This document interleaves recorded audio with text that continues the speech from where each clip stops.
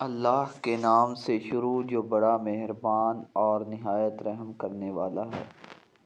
حضرت انس رضی اللہ تعالیٰ عنہ سے روایت ہے کہ نبی کریم صلی اللہ علیہ وآلہ وسلم نے فرمایا، اللہ تعالیٰ قیامت کے دن اسی طرح جیسے ہم دنیا میں جمع ہوتے ہیں مومنوں کو اکٹھا کرے گا، اور وہ گرمی وغیرہ سے پریشان ہو کر کہیں گے، کاش ہم کسی کی سفارش اپنے مالک کے پاس لے جاتے تاکہ ہمیں اپنے اس حالت سے آرام ملتا۔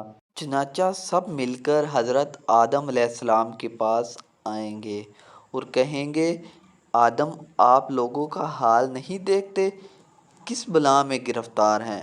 آپ کو اللہ نے خاص اپنے ہاتھ سے بنایا اور فرشتوں سے آپ کو سجدہ کروایا اور ہر چیز کے نام آپ کو بتلائے، ہر لغت میں بولنا بات کرنا سکھلایا، کچھ سفارش کیجیے تاکہ ہم لوگوں کو اس جگہ سے نجات ہو کر آرام ملے۔ کہیں گے میں اس لائق نہیں۔ ان کو وہ گناہ یاد آ جائے گا جو انہوں نے کیا تھا، ممنوع درخت میں سے کھانا۔ مگر تم لوگ ایسا کرو، نوح علیہ السلام پیغمبر کے پاس جاؤ، اور وہ پہلے پیغمبر ہے جن کو اللہ نے زمین والوں کی طرف بھیجا تھا۔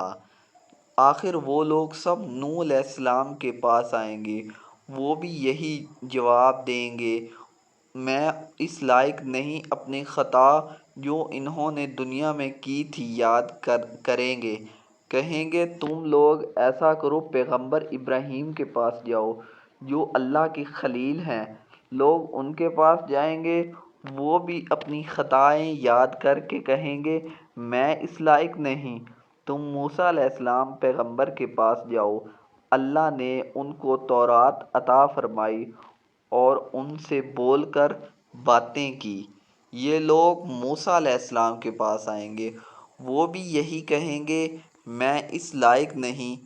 اپنی خطائیں جو انہوں نے دنیا میں کی تھیں یاد کریں گے، مگر تم ایسا کرو، عیسیٰ علیہ السلام پیغمبر کے پاس جاؤ جو اللہ کے بندے، اس کے رسول، اس کے خاص کلمہ اور خاص روح ہے۔ یہ لوگ عیسیٰ علیہ السلام کے پاس آئیں گے، وہ کہیں گے میں اس لائق نہیں۔ تم ایسا کرو، محمد صلی اللہ علیہ وآلہ وسلم کے پاس جاؤ، وہ اللہ کے ایسے بندے ہیں جن کی اگلی پچھلی خطائیں سب معاف کر دی گئی ہیں۔ آخر یہ سب لوگ جمع ہو کر میرے پاس آئیں گے، میں چلوں گا اور اپنے پروردگار کی بارگاہ میں حاضر ہونے کی اجازت مانگوں گا۔ مجھ کو اجازت ملے گی، میں اپنے پروردگار کو دیکھتے ہی سجدے میں گر پڑوں گا، اور جب تک اس کو منظور رہے گا وہ مجھ کو سجدے میں ہی پڑا رہنے دے گا۔ اس کے بعد حکم ہوگا، محمد صلی اللہ علیہ وآلہ وسلم اپنا سر اٹھاؤ اور عرض کرو، تمہاری عرض سنی جائے گی، تمہاری درخواست منظور ہوگی، تمہاری سفارش مقبول ہوگی۔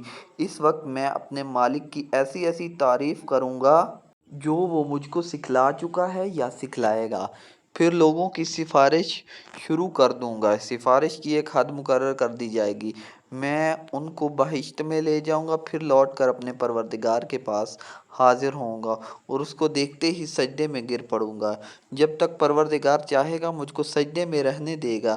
اس کے بعد ارشاد ہوگا، محمد صلی اللہ علیہ وآلہ وسلم اپنا سر اٹھاؤ، جو تم کہو گے سنا جائے گا، اور سفارش کرو گے تو قبول ہوگی۔ پھر میں اپنے پروردگار کی ایسی تعریف کروں گا جو اللہ نے مجھ کو سکھلائی یا سکھلائے گا۔ اس کے بعد سفارش کروں گا، لیکن سفارش کی ایک حد مقرر کر دی جائے گی۔ میں ان کو بہشت میں لے جاؤں گا، پھر لوٹ کر اپنے پروردگار کے پاس حاضر ہوں گا، اس کو دیکھتے ہی سجدے میں گر پڑوں گا، جب تک پروردگار چاہے گا مجھ کو سجدے میں پڑا رہنے دے گا۔ اس کے بعد ارشاد فرمائے گا، محمد اپنا سر اٹھاؤ، جو تم کہو گے سنا جائے گا، اور سفارش کرو گے تو قبول ہوگی۔ پھر میں اپنے پروردگار کی ایسی تعریف کروں گا جو اللہ نے مجھ کو سکھلائی یا سکھلائے گا۔ اس کے بعد سفارش شروع کر دوں گا، لیکن سفارش کی ایک حد مقرر کر دی جائے گی۔ میں ان کو بہشت میں لے جاؤں گا، پھر لوٹ کر اپنے پروردگار کے پاس حاضر ہوں گا، عرض کروں گا یا پاک پروردگار، اب تو دوزخ میں ایسے ہی لوگ رہ گئے ہیں جو قرآن کے بموجب دوزخ میں ہی ہمیشہ رہنے کے لائق ہیں، یعنی کافر اور مشرک۔